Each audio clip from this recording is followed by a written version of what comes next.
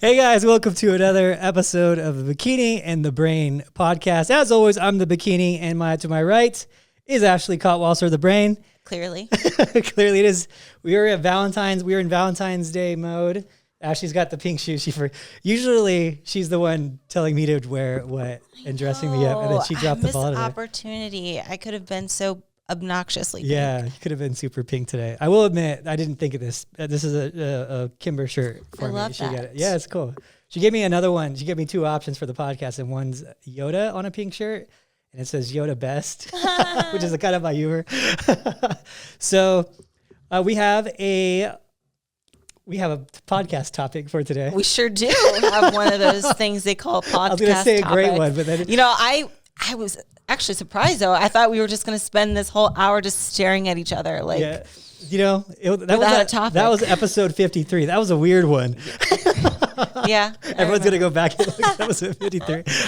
So we are talking about going pro. Yes. Because you know what? A lot of people, they want to do that. They want to turn pro. And especially as the season is starting up, I think that's, I guess, I would say 95% of amateurs' goals is to turn pro.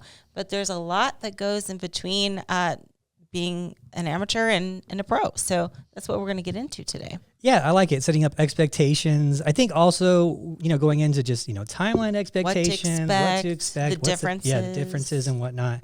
So yeah, this is going to be a fun one. And actually, it's probably one of our most asked questions. I don't think it's never a direct question, but it's always like along the way, people ask these questions like clients. Well, is it different on the East? Is it different on the here? Is it different there? Is it this, that? So it's a fun one to go into and hopefully gives you guys some insight in what it's going to take. So. Mm-hmm. Absolutely. Okay. So annoying. Adam, why are you so mean today? I just said absolutely. I barely said anything. Her little voice. Okay, I'm the annoying one, but you're like giggling like a little schoolgirl. We're the Arnold fight. We're the Arnold fight. You're freaking every other word is just a laugh, and I just said absolutely, and I'm so annoying. What's wrong with you? So mean. I'm picking on Ashley today. So mean.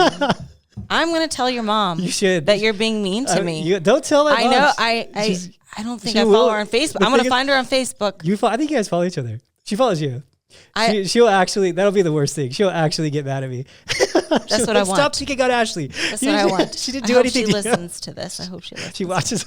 She does. All right. Meanie. I know. Okay. That escalated quickly.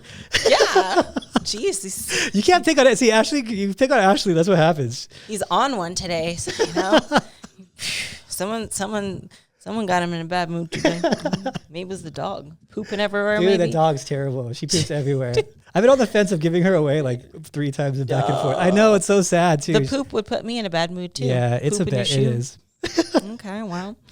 Anyway, let's go into, first off, what are the differences between like an amateur competition and pro? Because I think there's like a lot of confusion. Like, for example, I know I've heard from some amateur competitors, like they'll say like, oh, I don't want to do this one show that you're doing because you're going to be hard to beat. And it's like they're an amateur, but they don't realize a pro am show, it means like we're not going to be on the same stage. So I think let's get that cleared away first and foremost for you people out there that are very new to this sport and maybe don't realize pros and amateurs don't go on the same, they go on the same stage clearly, but not at the same time. So there's a clear distinction like between the amateurs and pros. So if you are reluctant into entering a pro-am competition, thinking you're going to go against some seasoned pros, that is not going to happen. Yeah, what's funny? I didn't realize that was a real debate. And so, it's weird, but it'll come up once in a while. I just kind of brush it off like, oh no, like, I just kind of brush it off like, no, why would you think like just that? But I don't really think about it. But so many amateurs think this. And Robin said the same thing. Mm-hmm. I did that interview with her the other day and she was like, yeah, you're not going. I was like, it's weird that you need to clarify. Like I kind of thought in my head, it's weird that you need to clarify that. Why would you need to? But I guess it's a real thing. But one of the things that we don't talk about is, especially with this topic, you wanting to go pro, that is an awesome show for you to do. A pro-am show is really great for you to do because you're going to be in front of pro judges. That's, so. And you get to see what actual pros look like, because you see pictures, you see videos, but you might even stand backstage with them pumping up, So although you're not going to be on at the same time, sometimes you'll see him backstage and you kind of be like, oh man, that's what I got to do. Okay. That's what the standard is for a pro bikini competitor. So it is nice to kind of, get that. And I think it's extra motivation and extra exciting to be part of that. Cause I think, I think it's so sweet when amateurs come up to me and, they say like, oh my gosh, I've been following you. I listen to your podcast. Everyone always says I listen to your podcast. Yeah. So it's kind of cool to meet the amateurs too. So I love those pro-am shows. It's an experience for me too. Yeah. I think if you're an amateur wanting to go pro, and you're let's say you have to qualify, I would probably look for a pro-am show. Yeah. I would look for a pro-am show for both the reasons that you say. And one of the things that we'll run into all the time at the pro-am shows too, is when someone sees you or sees one of these pros that they look up to, they kind of look at them online and they'll look at their pictures and like, gosh, she's so jacked. I'll never be that jacked. Like they're so big, this and that. And then they finally get next to them. This could be anyone, not just like Ashley. And they're like, oh, they're not like, yes. They're not like as jacked as I thought. Like I'm not that far away. It's a big eye opener. So true. That's what I always hear. They always think I'm taller and they think I'm more jacked. And then they'll be like, oh, she's tiny in person. Yeah. Like that is such a common thing. No one, I can guarantee you no one's ever said, oh, you're bigger in person than I thought. They all say, oh, you're smaller in person than I thought, So I'm 5'5" but a lot of people think I'm like 5'10", and I get it because of the heel, they're clear and it looks like we're taller, but no, I'm 5'5", I'm average. So yeah, I'll say that's probably the most common thing. And it's not just you, it's every pro. It's very rare. I don't even know if I've ever heard she's so much bigger in person, you know? So that's nice too. When you get to that, when you're at a pro-am show, you really see, okay, this is where I'm at. This is where my holes are. I don't need to put on 15 pounds of muscle. I need to put on like 5, 4, and then I just need to be tighter and, whatnot. So that's a good thing. But the good thing is you're going into these pro-am shows, you're getting in front of the judges that are going to be judging the national shows. Tyler, Sandy, Tarek Tamer, they're all going to be there. And you can get real feedback from them. And, sometimes people are like, you want to get in front of them so they remember you. I don't think they're going to really remember you, honestly, when they go to these big shows. Yeah. And it doesn't matter if they did. Your body's going to do the talking for you. So that's one thing I think is a myth we got to throw out there right away. If they remember you, great. If they don't, it's not going to change anything. I've had many pro cards the very first time they got in front of Tyler or Sandy or whatever. Anya would be a good example of that. She got hers first time in front of a national stage in front of Tyler and Sandy. So they didn't know her. They're just like, yeah, she's great. So that's it. So you don't have to do it. Don't think that's something you have to do to go pro. It's something a lot of coaches will say, oh, you got to get in front of them. They got to get to know you. They got to do this. And your body does the talking. Yeah. A lot of times the girls who get a pro card, it's their first national show. They have no idea who their coach is. Just like when you won the Olympia, it was like that was kind of your thing. You were kind of the girl that was kind of the new girl, and it wasn't like an underdog. No one knew who I was. Yeah, it was. You're doing good, but it wasn't like you were the front runner. Right. Exactly. So yeah, it's just your body's always going to do the talking, and so don't. That's a good thing to think about too, because if you're, let's say, someone who's tight on budget, and your coach is like, you got to get in front of Sandy, you got to get in front of Tyler. You don't really have to, save your money and compete locally and just get to the nationals if you have to. But the only thing is they will give you the best feedback, though. I will say that. So if you're looking for the most accurate, precise feedback, who better to get it than some of the top pro level judges? So, that is a benefit, but you're right. I think a lot of people hear that from their coach, and without knowing, they'll think, oh, I got to do that one because they're going to remember. And they judge so many athletes, and it's actually good that they don't remember, right? Everyone's a blank slate on show day. Everyone's a number, unfortunately. So, fortunately, but also unfortunately, because it sounds bad, but yes, you are a number. Yeah. And that's the way it should be. They don't care what show you've done previously. They don't care if you won your show last week. They don't care if they probably don't even remember. They don't care if you got last place last week. They don't care how many followers you have on Instagram. They don't care who your coach is. You are a number on stage that day, and that's the way it should be. Now, when it gets to pro level, and if it's like at the Olympia, they do know people by names just because they judge them a lot. So sometimes you'll hear them say, okay, Ashley switched with so-and-so. But that's like more of a pro thing. But if we're talking about amateurs, yes, you are a number on show day. Yep. There you go. So you got to make sure to show that number. Don't hide that number on your hip. Exactly. Rookie mistake. Big time. Yeah. And then now it's at least that they changed it where you can now put your posing number on the front hip, however you are. Even if you're a right hip front facer, you could put it on your right hip, left hip, front facer, put it on your left hip. A few years ago, that was a thing where they didn't allow it, but now they're just like, whatever you makes us see it better. That makes the most sense, Yeah. Because that sucks for the girls that are right hip posers, and then like it feels so weird to like shift your body that way. But yeah, that was a good adjustment. So let's talk a little bit about the posing and the style and how it's different from amateurs to pros, because there is quite a difference, okay? I see this all the time. Amateurs will, submit their posing routine. Some of my clients too did this as well. And it's a pro level routine. And I know it because it's with a bunch of walking to the back, walking to the front, and just way too long for an amateur. So as an amateur, you got to be so good at 20 seconds usually is the... Yeah, I would say right about that, yeah. 20-second routine, okay? And sometimes they will put a strict, 20 seconds next. Sometimes they'll let you go longer if it's a smaller show or whatever. But be prepared to pose only for that amount of time. And we've heard it so many times from the judges, you don't need all this extra movement, okay? They want to see the basics. And the more time you're on stage, the more they can pick apart your flaws.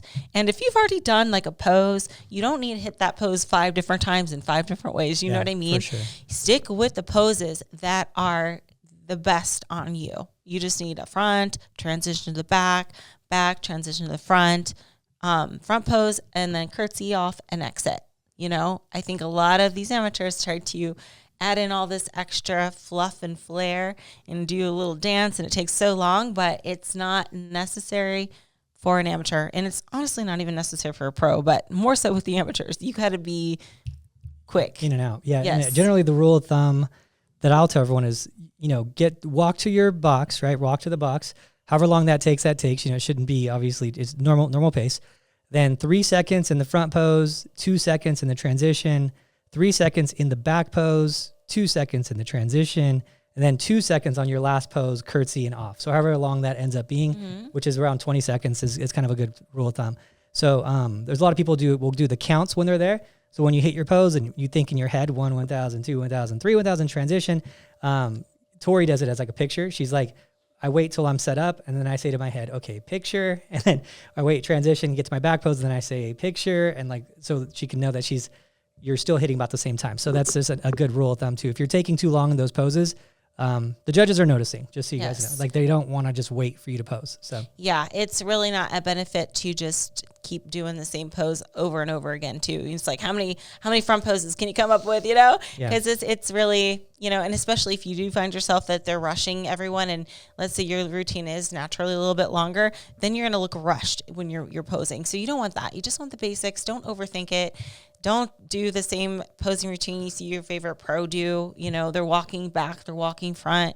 That's not necessary in an amateur competition, and not desired either. Yeah. And one thing, and this will go out to the pros too, but Sandy at these posing workshops that we go to and whatnot has always said, the longer your posing routine is, the more likely I am to see your flaws. Mm-hmm. So she says, when you first come out, I'm looking at you and I'm like, wow, she looks great, and this and that. And then that wears off after a few seconds, and then she's looking for issues and things that aren't balanced and whatnot. And the longer you give her to do that, the more she's going to be able to analyze it and find it. So for pros and for amateurs, it's not in your benefit of taking too long in that routine. So absolutely.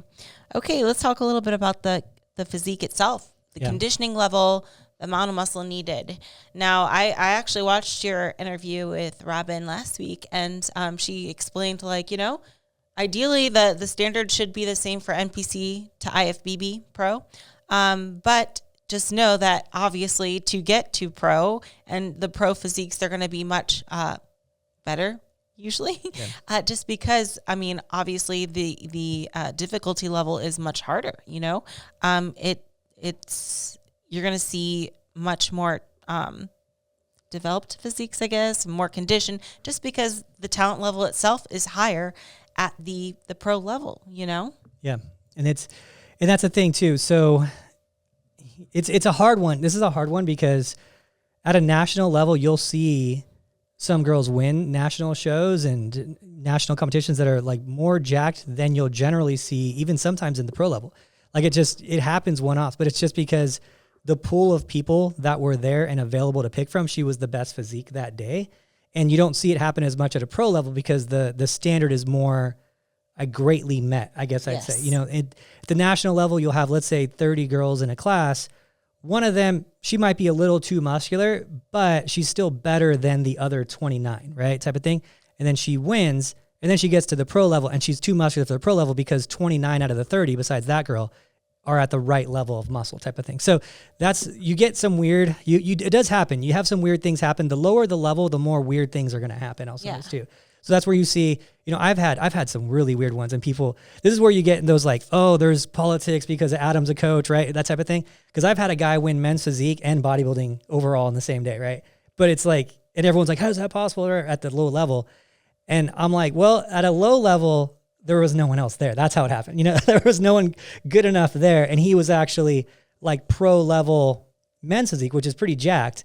And for a local level, a pro level men's physique guy can pretty much do bodybuilding at an NPC level, right? So that's how that happens, right? And so you have that happen with like wellness, and you have that happen too. It doesn't happen as much at nationals, and I think there should be more of a deciding factor in those divisions at the upper level. But again, depends on who shows up, right? So, but at the pro level, you're not going to run into that as much. So if you're getting confused by this, it is confusing. Bikini's confusing, period, you know? You know, it's funny when coaches ask me, they're like, how do you like figure out bikini? Because everyone always struggles with bikini, especially bodybuilders when they become bikini coaches. It's like, how do you figure out bikini? I always say, the first problem is you're trying to figure out bikini. Yes. That's your first problem. The second problem is, so that's the thing about it. So it's a whole thing. But yeah, your conditioning. I guess let's go into the conditioning levels first. Like, what you're obviously getting ready for the Arnold. The levels of conditioning are, you know, there's not a huge variance. There was not, you know what, one thing I noticed is the variance of conditioning of a few years ago and now is a little closer. I would say it's a little closer. Everyone's a little lean. Like, you're not seeing the really soft girls win as much anymore. You're seeing it's a little bit harder for those really soft girls, and girls like you who have to be hard kind of stayed the same way. Oh, you talking about at the pro level? Yeah. Yes. Girls like you have been the same level of conditioning, but you've been very tight since 2018. Right. You know? Yeah. So I think here's the thing. Just like with the amateurs, pros too, the talent pool gets deeper every year. It's tougher and tougher. It's never going to be easier and easier. It's only going to get harder. So that means that I need to make sure I check in all my boxes, right? And I'll use this as an example. Like, you know, when I was winning the Olympia back in the day, I didn't have any shoulders really, but I could get away with it because everything else was, you know, good. For the time anyway. But nowadays, you can't have any lagging body part really. You can't have any conditioning issues either, you know? You have to be on point 100% all the time, you know? And that's why I need to I get extra paranoid, you know, like I need to get my conditioning down and make sure everything is perfect. I got to check all my boxes. Whereas, you know, in previous years when the talent pool wasn't as deep, I could get away with not really having good shoulders. I could get away with being softer if I wanted to. But now it's like everything needs to be on point. And that also trickles down to the NPC as well, you know. But, you know, with the NPC too, it's like, just like you were kind of talking about too, is like some of these shows, if they're like a local NPC show, you're going to be like, I don't get why this girl won. But then again, look who was competing there. Sometimes you'll find a small show and you'll be like, I don't know how that girl won. And then you see everyone else and it's like, oh, okay, well, that girl was, you know, she was way too soft. That girl looks more like figure. This was the best choice on that day. So you might see photos of somebody winning and be like, why? How did this happen?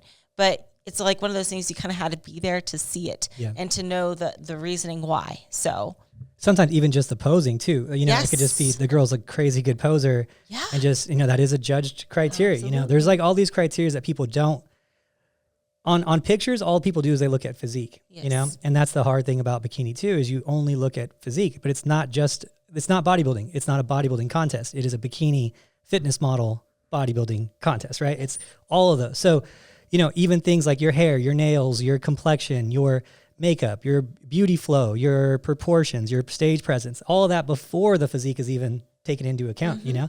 So like there's a lot of factors that go into it. And you only see a picture and you're like, that girl's shoulders aren't that great, or that girl's too developed. Well, yeah, but she killed it on her posing routine. Like, couldn't take your eyes off of her on a posing routine. Exactly. So, or the same thing with their comparisons too. Like, you don't see every moment that's going on. Like, let's say a girl looked so good, but like, let's say on the transition, she was just like letting her stomach go and just like looked really bloated when she was transitioning. But you don't see that in the photos because she's only posting like her front pose and her back pose. But there's a lot of you know, time on stage that you didn't see happen. So it could be something like that. Yeah, I've had it happen to me a few times too with athletes where I was like, how does she not even do well, right? And then when you see her in her pictures and her check-in pictures, you're looking at her pictures and she looks great. She's got tie-ins, she looks good. But then you realize when she's in her back pose and she's hitting that back pose, everything looks great. But then when she gets walked, you could see there's still a lot of like more muscle development needs to be there. It's kind of a little soft on the glutes, right? And then you're like, oh, in pictures, yeah, she should have won. But when they walked her, it was obvious she was probably the least developed out of the winners of that class type of thing. Yes. So like, yeah, there's a lot of those things that happen that really make it confusing when you're trying to work your way up. But at the pro level, and this is something that, you know, we've learned too, like you got to be 100% at every show. Like there's no such thing as a small show. I love it when people are like, oh yeah, she does small shows, just the Pittsburgh Arnold Olympia, right? In New York, whatever it is, like, you know, because she does like a Nevada state show or something, you know, it's like, she's from Nevada. Of course she's going to do it. So it's like, but like, oh, it was a small, like, dude, there's 4 Olympians there. Who cares what the title of the show is? Yeah, if there's like 12 pros, like, you know, and 4 of them was from the Olympia, it's like, versus like a bigger show with not as many. It's like people try to rationalize, I swear. But what he's trying to say is there is no easy show as a pro. That is for sure. I can assure you that. Man, and it's only gotten harder. It's only going to get harder and harder crazy. and harder. Yeah. In like 2018, we might have ran into a couple small shows here and there. There might have been one that was like, oh, there was no Olympians there. Now there's like, what is there, 57 Olympians going to be competing this year or something? You know, like we're not going to not run into 3 at a show. You know what I mean? So it's just gotten crazier and crazier. And what's really different about these days at the pro level that it wasn't a factor really before is there's all these unknowns. There used to not be any unknowns. It'd be like, oh, that girl's good. She's won 3 shows. Like she's won Miss USA. She won whatever. You still have those girls, but then you have all these like European girls. Oh, she won with a perfect score over in Russia. Yeah, I have no idea who she is, but she's won 3 pro shows apparently in the East, in overseas. If she comes over, we don't know who she is because there's no media coverage on it. And you're like, who is this? You know, like there's just these surprises just come out of anywhere. Yeah, there's no like time to just be like, oh yeah, I'm just gonna roll into this show. And just I wish. Yeah, that's never the case. No matter how big or small the show is, I'm never just like, oh yeah, this is it's gonna be easy. And it's never easy. Yeah. Never ever easy. So and the same thing goes. So if you're going to national level, the same thing applies. You know, you might be killing it at your local shows and killing it in your local NPC, but then, you know, if you go to USA's or nationals, it just takes 2 girls to ruin your day. You know, it takes 2 girls from the middle of nowhere, you know, who no one's ever seen. They've done one NPC show. I mean, I've seen it happen a couple of times where I was like, how do you even exist? Like I was like backstage and I saw this girl and I was like, who are you? Like, how does no one know who you are? Like, so clearly the winner, right? Clearly the winner. Oh, I just started competing like 6 months ago and I'd done 2 shows and yeah, I did really good. So I just got to just try at nationals. And like, just naturally that girl, like just barely preps for it type of thing, but looks awesome. And you're like, how are you not like famous? Like, how are you not at the Olympics? And they go and they win the overall and they're like, yeah, I just work out with my local trainer at my gym. Like they don't really prep. So I'm like, you know, so. But that's a very rare thing because I was going to get into expectations. Please don't think that's the norm. Oh no, that is a I think 1 in a million kind of thing. 1 in a million. I'll see it happen maybe 1 time a year or something like that's crazy. And I'll be sitting next to like, it's funny because I remember one time I was sitting next to Shane and we're in the front row and like this girl walked out. We both had no idea who she was. And we're like, well, there's your overall winner. I was like, you got any girls in this class? He's like, yeah, I got one. Like, well, we're shooting for 2nd place. I got one too. You know, it was like so obvious. So it happens like once a year. Here's the problem that we run into, and this is good for expectations and setup. I'm glad that you brought that up because people will follow that girl or they'll follow some podcast that talks about girls eating, oh, you better be on 2,500 calories like 12 weeks out. Or they'll follow this girl who's eating 3,000 calories. And I do that too. I'm guilty of this too. I'll talk about some of these higher calorie girls I have, Elizabeth, whatnot. And people are like, oh yeah, prep's not going to be that hard. I got to eat 3,000 calories. This girl only preps for 6 weeks. She looks like that. Super, super rare, like super rare. So your expectations should be it's going to take a lot to get you to that level of conditioning. There's a lot of, unfortunately, wrong information out there from what's unfortunate is it's from some credible sources too. You'll have like nutrition experts and people who have a really good following with nutrition, and they don't prep anyone on bikini stages, but then they're like, oh yeah, you should be eating 2,500 calories or you got a bad coach at like 12 weeks out. And I'm like, I don't know very many girls that eat 2,500 calories in the off season that are 120 pounds and doesn't gain weight. It's probably, I would say 50%. It's probably somewhere in the 50% marker get to like 2,500 or over in the off season and aren't gaining significant weight. I hate how that's like a bragging right, kind of like it's like cool. So if you get your girls eating that much and then they have to do 2 hours of cardio, then pick your poison, I guess. Yeah, exactly. I would rather do minimal cardio and have not as many calories. I'm not a big foodie like that, but like I hate how that's like a bragging right. That's not necessarily the goal. What that says to me is large grocery bill, bloated stomach. Yeah. That's what it says to me. Most of the girls who get over 3,000 calories hate eating 3,000 calories after they're there. Those markers are kind of cool. When they hit like the 3,000 marker, they hit the 4,000 marker, they're like, oh, cool, I can't believe I'm eating this much, right? And then like 3 weeks later, they're like, this is boring. Okay. Right, I can't eat any more food. Like, this is terrible. Like, I can't eat more food. So, but the thing is, if that's your expectation and if you're listening to, unfortunately, the wrong, I guess, unqualified people, I'll say that the problem is they're really qualified. Because I saw a video that got sent to me the other day, and this girl called in and she's like, yeah, I just want to see if my prep was, if my coach is doing the right thing for my prep. And then the guy, before even asking any information about her height, her weight, her experience, her previous dieting history, anything hormonal, whatever, right? All these factors, if she's coming out of a prep, whatever, right? He's like, well, you're 12 weeks. He's like, well, before we even ask, you better be at over 2,500 calories. You're 12 weeks out. And I'm like, what if she's 100 pounds and needs to lose 20 pounds and is doing this prep like only because she wants to do the prep? And the coach even said, hey, you should probably wait until you're a little leaner before we start this prep. Like, you have no idea but that's like the information comes in as pure and necessary and as fact. And I'm like, there's a few people in the whole show that are going to be eating 2,500 calories at 12 weeks out that are 120 pounds. You don't even eat that much, and you're a grown man. Yeah, I think it was. It's funny because it was Greg Doucette's great because he's always like super out there about it. I think I don't want to misquote, but I think he said even when he's like, and he's a big guy, he's a professional bodybuilder, right? He's actually short, but big like bodybuilder. Yeah, he's short. Why are you gonna say it to Greg like that? Well, no, I mean you're painting this picture like he's 6'5". Is he a 212er or is he a classic? He's a 212er. He's a 212 bodybuilder, but he is like probably like 190 on stage-ish, right? So muscular, short guy. We'll call it that, yeah? So, but he was saying he's about 3,000 calories. And I'm like, this is a bodybuilder. That's, even if he's, and it's actually a relative height to you guys, 5'5"-ish, right? And then, if he's 60 pounds more, all muscle, right? Yeah. And it's like, yeah, even he's eating like 3,000 calories. So just understand, you got to have realistic expectations. And this is what I hate about that information. You have all these guys who know nothing about bikini. They know about dieting really well. They're really good at like information on how the body works and what should work with science and these studies and whatnot, but they don't prep anyone of any credibility whatsoever, right? Maybe not even anyone at all, but they're just nutrition scientists, but then they go off and they say things that are like fact. Oh, you should be eating this much. You should be.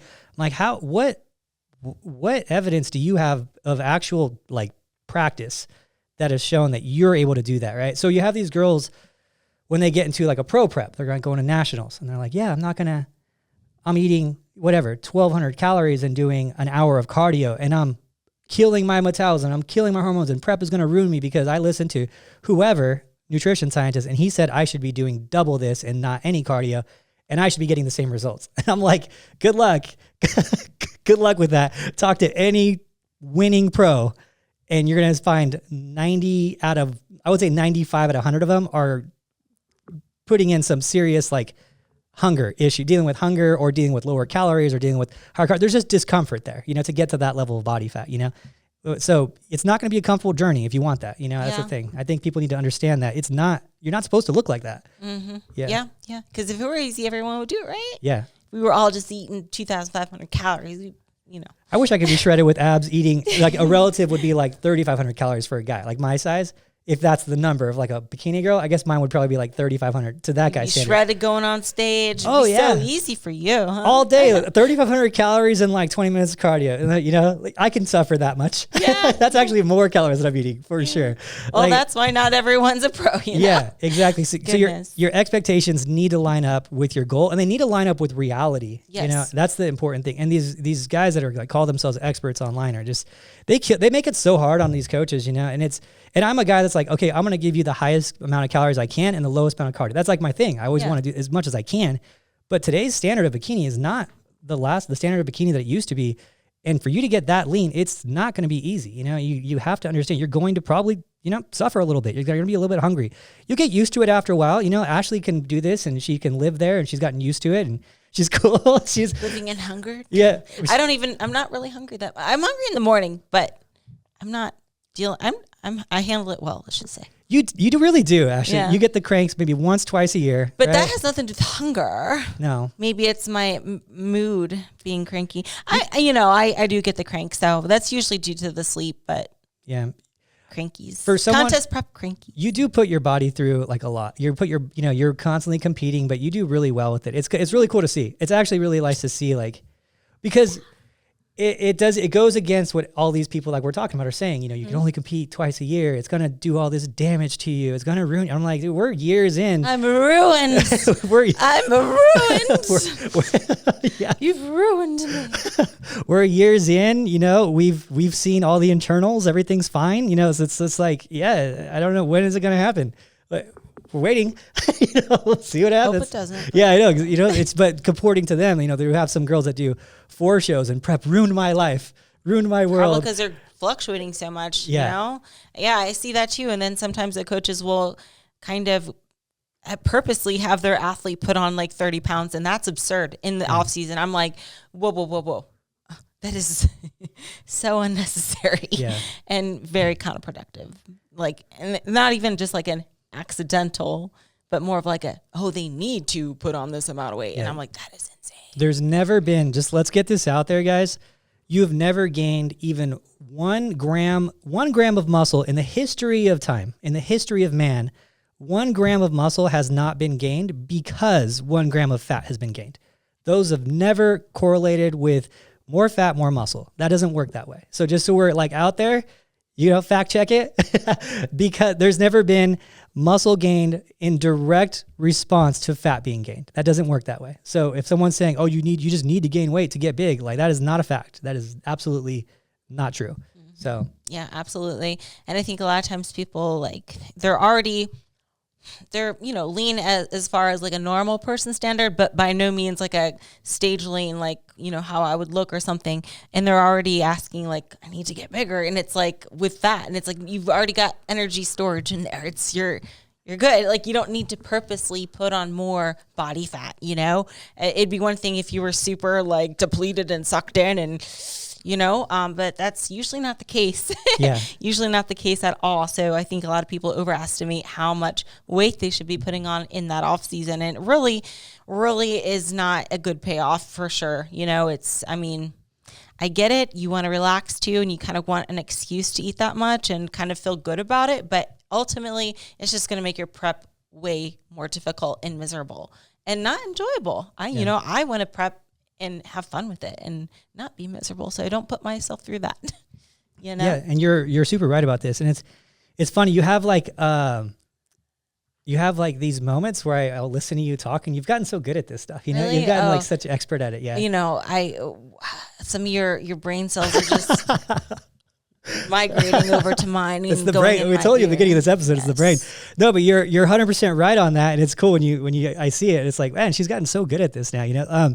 So you're right. So the more body fat you have, you're actually right. The easier it is for your body to use that as a source of energy for fuel. So let's say you're one of these people who is like, yeah, I've already put on 20 pounds in the off season and my coach is still telling me to gain or whatever. You're in the old thought process that you should be bulking. You can actually be in a caloric deficit, still put on muscle, and whatever energy demands need to be met by your body, you have that. You have fat as just stored energy. Yes. So you could still make up for those demands by the easily accessible energy that's stored as fat right now. As you get leaner, as you get contest lean, your body's going to have a real hard time with it, So you're going to have a hard time getting the rest of that fat because your body's like, hey, like we don't have much of this left. We have very little left. Let's take some energy from the glutes, the worst case. Let's convert some of that extra glute muscle that we don't need. We have too much, and let's convert some of that to energy, and we'll use that as energy instead. So once you get really, really lean, yeah, it's going to be harder to do that. But if you have extra body fat, there is no reason why you can't build while you're in a deficit, and your body can't use whatever energy it needs to recover and whatnot from that fats, from the stored energy that you have. So I actually had a physique assessment got sent to me the other day, and this girl was like, I'm just trying to gain right now. And I told her, I was like, look, you already have enough energy stored up. And I explained this to her. And so it's kind of cool to say. So if you're a pro or trying to go pro, I think the whole point of this podcast is we're saying is, your actions have to line up with your goals. Yes. Playing any professional sport is going to be hard, and getting to the pro level of any sport is going to take a lot of sacrifice. It's going to take some extreme dedication, and you doing it just haphazardly with having the most amount of balance, where you do kind of eat whatever you want in the off season. And you're like, oh, my body just needed a break and I needed to eat and gain 25 pounds. Right. Unlikely that your road to pro show is going to be, to getting a pro card is going to be very easy. And it's likely going to take a lot of hard dieting to get that off, So, both are hard, it's hard. I think you're right. Both are hard. It's hard to lose the body fat when you gain a lot of body fat, and make sure your prep's much more hard. And those are the people that are saying, oh, prep ruined me and whatnot, because they couldn't manage their balance in the off season. And also it's hard to be 25 pounds above your stage weight. It doesn't feel comfortable and good. You don't feel confident. You don't, you have those like that you kind of missing your physique. You miss your physique, what it looked like, so they're both hard. Both those scenarios are hard. So yes, absolutely. And another thing is too, and I bring this up often, is like whenever you are the people that are in that position to where they have to lose a lot of body fat for contest prep, even this happens to me too, is like when I start to shift my focus more on leaning out rather than building muscle, it's like cardio takes priority, right?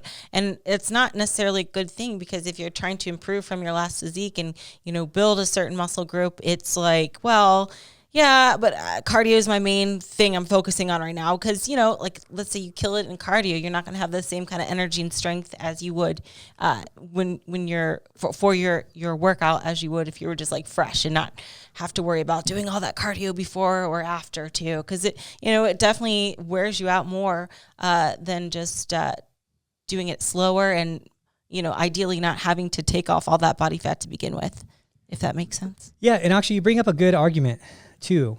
There's a lot of these like arguments that people don't think about that are like next stage arguments, and you talk about, what is harder on the mind? Is it harder on the mind to stay lean in the off season and maybe not have so many cheats? Or is it harder on the mind to have to do all these extreme cardios and extreme cuts and diet for a longer period of time? Like which one's the net harder, right?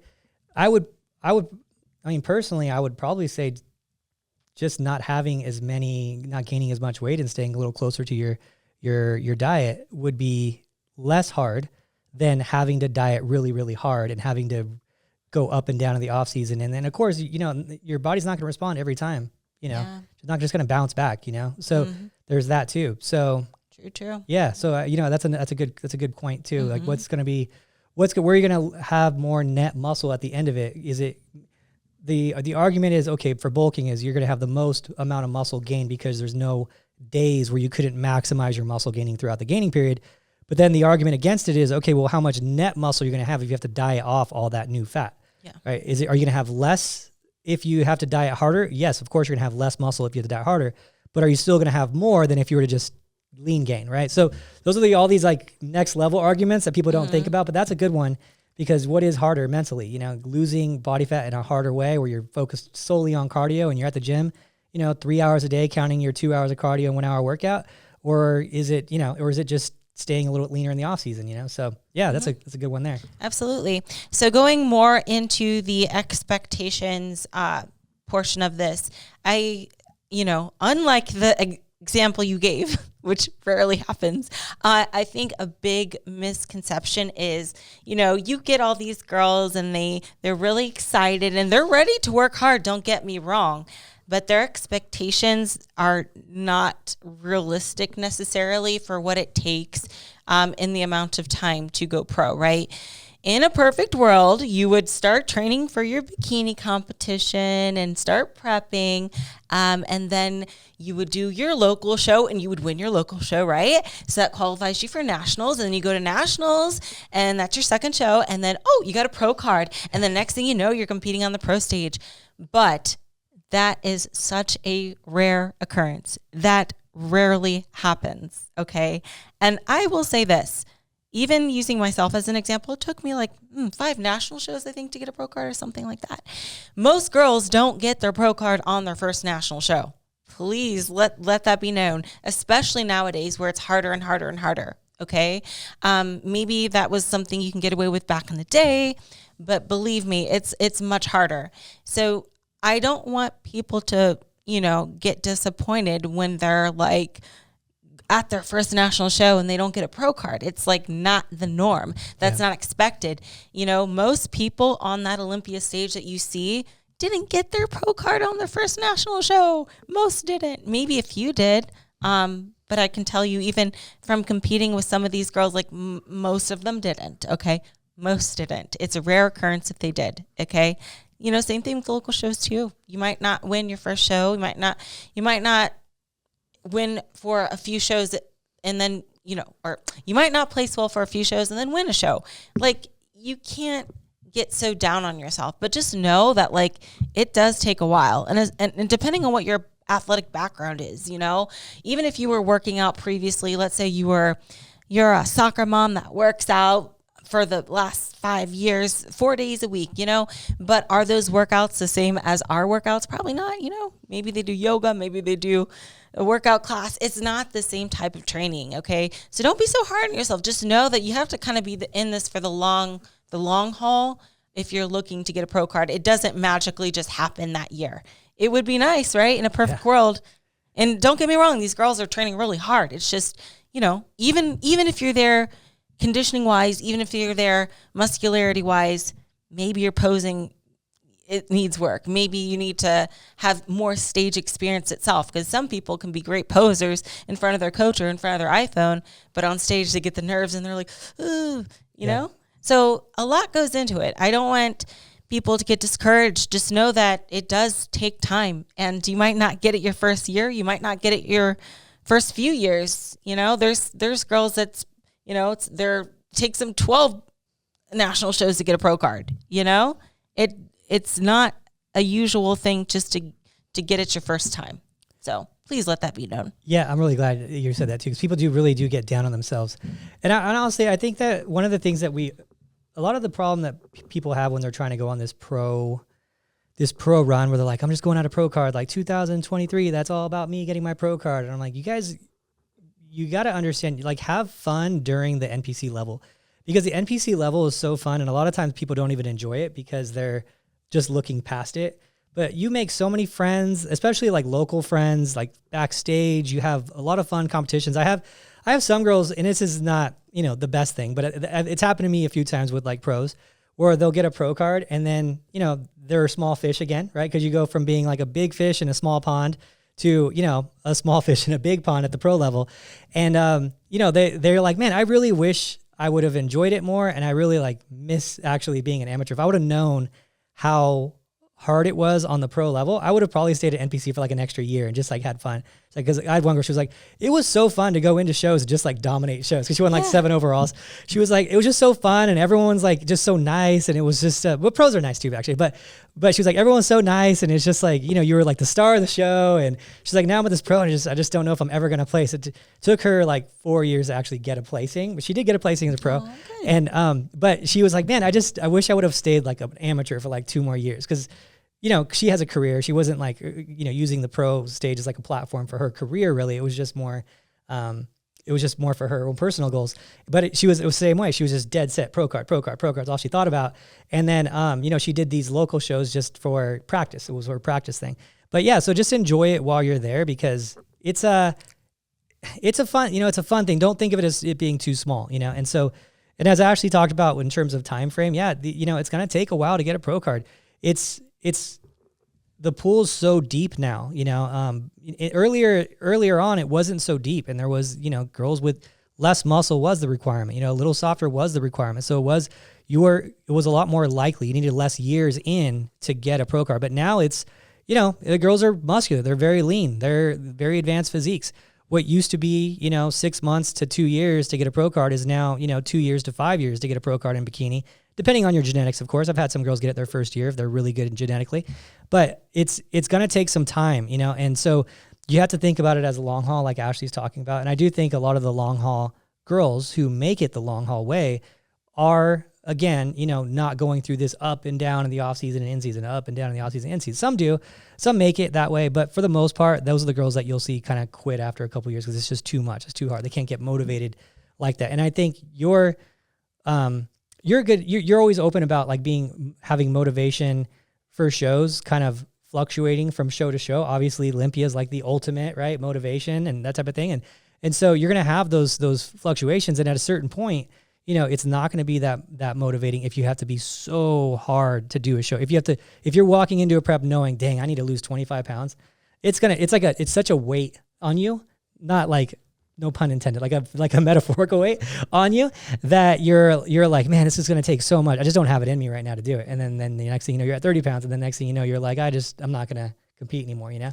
So Yeah, that's true. And just like you said, like becoming a big fish in a small pond, now you're going to be a small fish in a big pond. And when you do turn pro, just know you're kind of have to start the process over again. The requirements, you're probably going to have to, maybe get more conditioned or put on more muscle to accommodate to what they're looking for as a pro. However, I will say this. I know that a lot of the judges will give you this really good piece of advice when you just turn pro. And I love this advice for the new pros. The winner of the pro cards might go up to a judge and be like, well, when do you think I should compete? And they'll probably say, you know what? I would just jump into a show right away and get some feedback. Maybe you already have what it takes to be like a placing pro, but if not, you can get to work right away on what you need to fix, right after you win your pro card. And I think that's really valuable advice, and it makes sense. Like, it's also an advantage too because you're already in shape, right? And you're already super motivated probably. So why not just jump into a pro show right away, see how you stack up against the pros. And from there you can be like, okay, yeah, I'm ready to roll. Let's start competing. Or you might be like, okay, now I see compared to these pros, I need to work on my legs. I need to do this. I need to come in tighter, whatever the case may be. But it's good to know right off the bat what you need to work for so that you can come back and fix what you needed to fix. Yeah, I think that's actually really good advice. And that's, I've seen it happen a few times where a girl will win a pro show and I'll say, oh, she needs more muscle. She'll need more muscle to be competitive on a pro level. And then I see that girl compete and then she does really well at the pro level. And I'm like, oh, that's crazy. They just really like her shape and like her shape, her posing, her look. And I wouldn't have expected that. I would have been like, wow, well, that's a perfect example of, yeah, you should just see where you're at. Maybe they like you like that, type of thing. And everyone thinks when they get a pro card, and I've done this in my earlier years where someone would get a pro card and I'm like, okay, now we got to get you really meaty at the pro level. We got to get you meaty and get them shoulders crazy. And then so we do it. We get them more jacked. They compete the next year. And then the judges are like, yeah, just maybe tone down the shoulders a little bit. And I'm like, dang, we probably could have competed 4 months ago, 5 months ago type of thing. So, yeah, I think that's a great thing. And that's something that I've learned, too, is, get them on stage pretty quickly. Get them on stage pretty quickly. Yeah. You don't have much to lose, You just see how you stack up and go from there. It could be good, or it could just be that you need a little bit of an off season, which is okay. And, I just kind of wanted to go back a little bit about, like, time frame expectations, too. I think, like, back in the day, you could just like be, somewhat of an athletic girl, but just diet and that would be the start of your prep. But, if you're new to this sport, if you're a rookie, you need to build before you start cutting. Like if you don't have if you don't have the amount of muscle needed to begin with, you probably shouldn't start cutting into your first show, So I think that needs to be said too. And I know it's kind of out of place of what I just said it, but it's an important point to make for the amateurs. Yeah. The amount of muscle you need to be competitive these days, it's going to take a few years. It's an advanced physique, which, it is bodybuilding. It is a bodybuilding contest, so you just understand it's going to take a few years, and that's where that's where you run into these issues with like what I was talking about earlier with the guys who are, giving out all the information. They're like diet experts and whatnot. And I'm like, you're a diet expert, but you're not a prep expert in this sector of the sport, right? And a lot of times, most times those like the people who are giving that information aren't prep experts in any sector of the sport. They're just like diet people. And I'm like, yeah. I'm like, well, yeah, it should work on paper. I see how it should work on paper, but try it. So if you're watching those people and you're thinking that's how it's going to be, it should be easy and you should have 2,000 plus calories when you're 8 weeks out and doing only 20 minutes of cardio, I would say good luck with that. Like, good luck. In a perfect world. Yeah, right. It's very rare. You might if your body's that set up that way, but it's not too common. Not with the level of conditioning you need these days and the amount of muscle you need these days. It's a different ball game. So it sure is. Yeah, it is. It's not. It's not looking pretty fit for a beach shoot, which is what kind of people. I think the expert people online, I think that's what they think it is.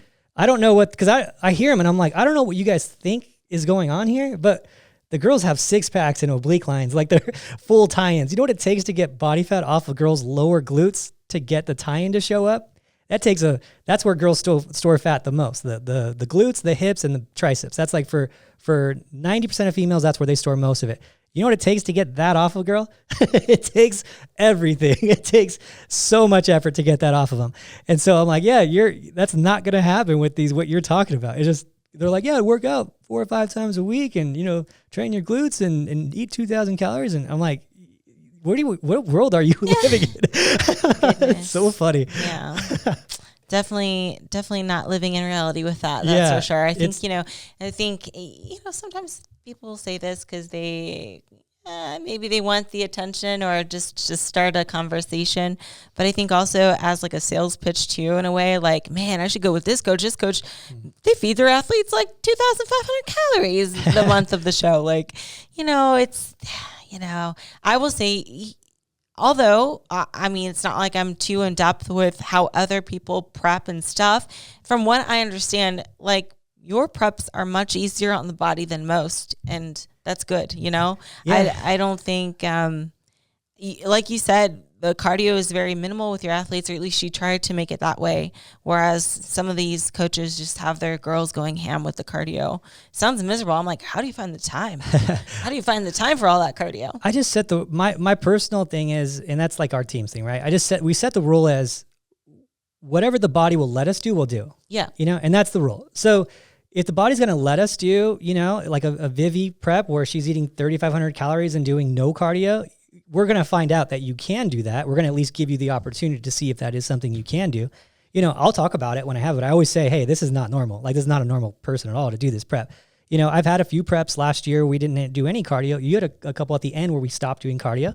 Mm-hmm. Things happen, and you just have to be able to collect the data on a weekly basis to see, how's the body working this time? Is this going to be a no cardio prep and 2,000 plus calories? Or is this going to be a 1,200 calories and I'll see you at the cardio when I come into the gym and see you at the cardio when I leave, type of thing. Like, it's whatever your body is going to let us do, we should find that out. So whatever you're capable of, you should find out. And that should be based on your check-in. So, your weekly check-in, you send in your pictures, your measurements, your weight. And if, it's pretty simple data. If Ashley is, up 5 pounds 1 week from her prep, well, yeah, we probably have to diet a little harder and do more cardio. If she's down 5 pounds in a prep, yeah, we could probably do less cardio and eat more food. Like, it's not the craziest thing to do, but we're going to at least give you the opportunity where there's no, what I see a lot of times where people will jump into prep and I see these coaches that are maybe not the most advanced. I'll see them like, week 1, my prep just started at 30 minutes cardio. Like, I'm like, well, from where? And she's like, well, that's just where it started. And I'm like, well, what were you doing before that? They're like, well, I wasn't doing any. I just joined him 16 weeks out. We didn't really talk about my prep or how many cardio I was doing, or I wasn't doing any cardio.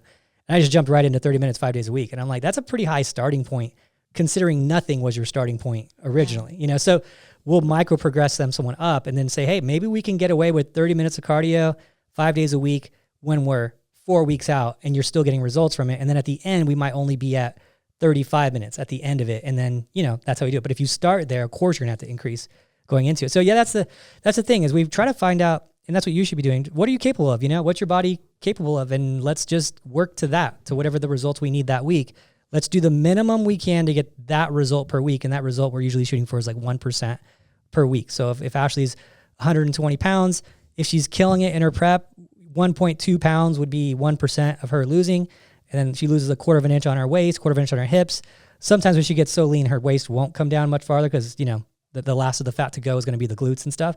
But, everyone's going to be different on that stuff. And at least we got to figure out, okay, what is needed right now? That's what we should do it. Not just, okay, yeah, you're going to do 700 calories because it's hardcore and you're going to eat tilapia and fish and asparagus because you need to be shredded. And that's just prep. Like that's a stupid way of doing things, Yeah. So anyway. Totally. And yeah, so there's no one size fits all for a diet or training program. It should all be customized. And, just know that, again, it's a process. It's a process. And it's going to take a while for most people, So amateurs out there, don't give up. Don't give up. Yeah, you can do this.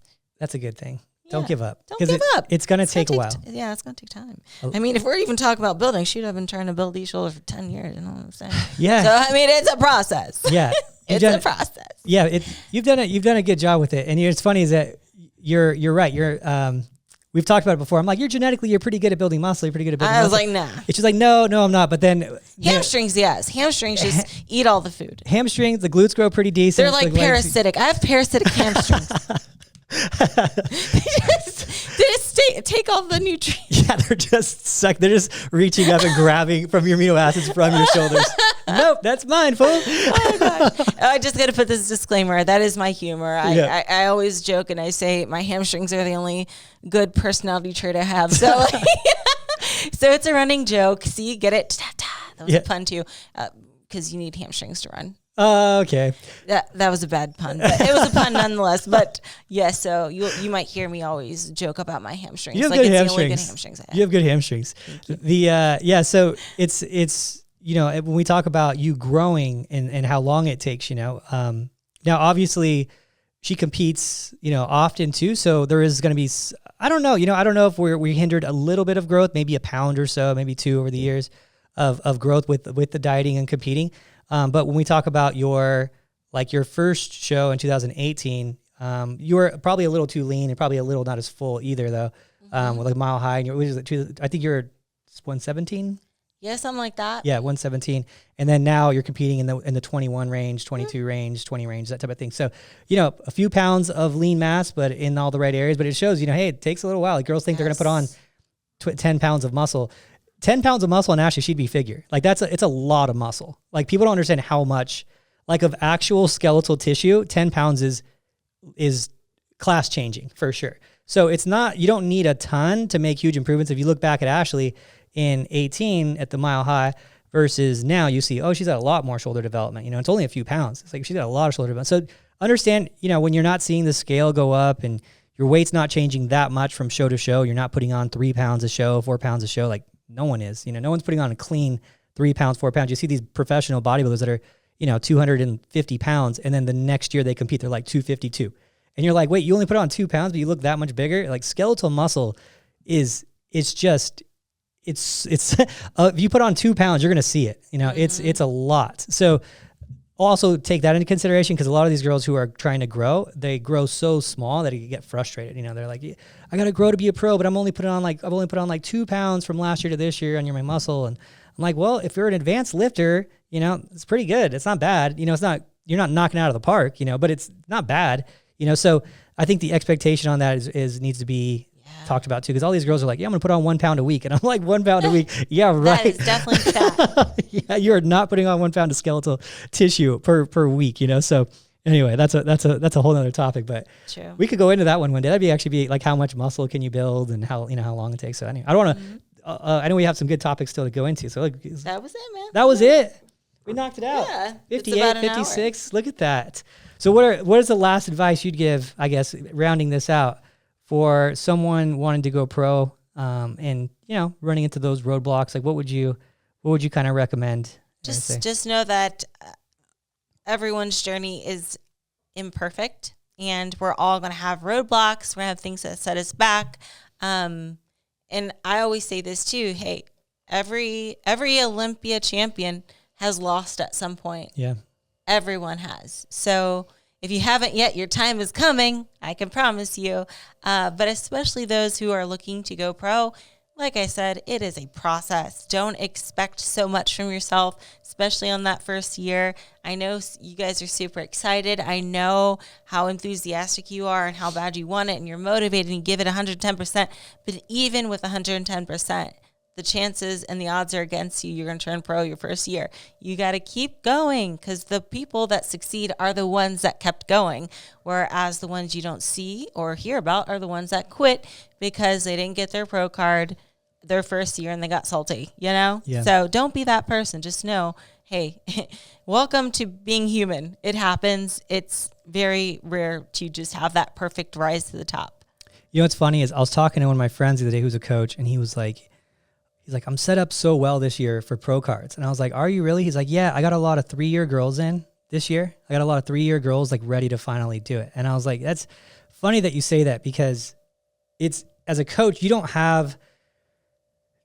get too many 3-year people, right? You get them for, 6 months, a year, whatever. But when he was like so excited, he's like, yeah, I'm really set up well because I have a lot of 3-year girls this year, which is like a rare thing. But of course, all the 3-year girls are ready because it's their third year. And that's like a realistic number of time that it takes at these days to get those pro cards. And I'm like, yeah, you're lucky to be set up like that. I was like, yeah, we have a decent setup this year right now for pro cards too. But it's like, when we look at the roster of like 3-year people, it's like, yeah, it's just a lot of people just don't stick around that long. It's, to have 20 people going into their third year is like pretty rare, So, but yeah, it's, I think the expectation and what we talk about more than anything, the sum of this podcast is the expectation, the timelines, and an understanding that bikini now is different than it was before. And yeah, it is a full on, fitness model, bodybuilding type of class, right? It's not bodybuilding, but it is bodybuilding in the bikini sector, right? So it's no longer just beach body, it is full on bikini beach bodybuilding. So it's kind of has that both things to it. And it's going to take you some time to build that physique. So I think that's the sum of this one is, give yourself time, enjoy the ride, and understand that, yeah, it's going to probably take you 3 years. It's probably realistic. It doesn't mean you have crappy genetics. That's pretty average, I would say, for everyone. And the years where you see, a girl get her pro card the first year, it's a pretty rare thing. And also what I'll say to that is the girls you see who get her pro card their first year, watch their journey. Because a lot of times what happens is they end up switching divisions, or they have to stop training muscle in general. That'll usually be like the scenario that happens. Anya would be a perfect example that we had to pull her off workouts completely like a few weeks back. And she's just too muscular. She's just girls who grow and they get it their first year type of thing. And I think it was like 16 months or something for her. Like you have to pull them back sometimes. It's funny. There was another girl who did that too, who just kind of had to stop working out because she got a pro card really early on. And I was like, you're not working out at all? And she's like, no, 6 months. I just do cardio. I was like, that's crazy. But it's like, so yeah, that they happen, but those are the girls that probably could go and do wellness or women's physique or could do those divisions. So, but then you see them in bikini and you're like, I could do that. Well, you weren't really made that way. You weren't designed to have the option of doing wellness, of doing, women's physique. Very few people are structurally built that way or genetically built that way. So yeah, there you go. I think that was a good one. And, I always love having your insight on these things. You have so much insight, to these things. I've competed a few times. Do we have any idea of how many times you've actually competed? I have no idea. I only count the W's. Yeah. I mean, 37 and counting. Yeah. But I have no idea how many times I competed. And I never count my amateur wins either. So I wonder if there's a way to figure that out. I don't know. Yeah. Seems like a lot of math. Well, was it Milos who had 70 something competitions? I know you don't have 70, right? There's no way you have 70 yet. Maybe. Huh. I wonder. And then Dexter had I think he had 80. Milos knows these numbers. I'll have to message him. He has all these crazy numbers of I think his was 70 and someone beat him. So anyway, I wonder if you're close to that too. I have no idea. I don't even want to. I don't know. Yeah, that's a hard one. Especially with the amateurs, because I'm like, Anyway, guys, thank you as always for listening. Ashley K Fit on Angel Competition Bikinis, muscleegg.com/Team Elite Physique. Gets you egg excited. And I think, is there any more else? Shoe Fairy? Oh yeah, you have Olympia Shoe Fairy shoes. Yes. Ashley K. Yes. Code Ashley K Fit to save. There you go. Get you some comfy shoes. There you go. All right. Thank you guys so much. We'll talk to you later.